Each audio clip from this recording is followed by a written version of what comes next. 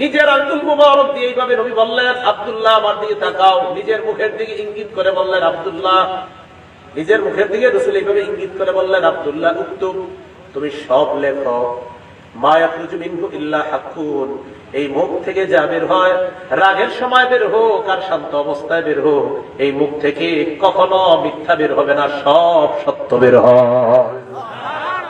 এক নাম্বার বললেন ইত্তাকিল মাহারিম, আবু হুরায়রা, নিষিদ্ধ কাজ থেকে বাঁচো, হারাম কাজ থেকে বেঁচে থাকো।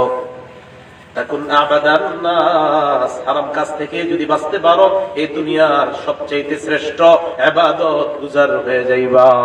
ওই নিশতারাইতা ফাকিহাতান, তুমি যদি ফল ক্রয় করো, ফল কেনার পর 2 ব্যাগ ফল নিয়ে প্রতিবেশীর সামনে দিয়ে তুমি ঘরে ঢুকলা, আর সে দেখলো পলিথিনের মধ্যে ফল, মালটা কমলা আঙ্গুর দেখা যায়।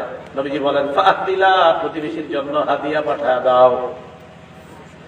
এবার আল্লাহ নবী বলেন, যদি হাদিয়া পাঠাইতে না পারো, আদখিলহা বিসিররিন, তাহলে গোপনে আড়ালে ফলগুলা ঘরের মধ্যে নিবা, যেন প্রতিবেশী দেখতে না পায়।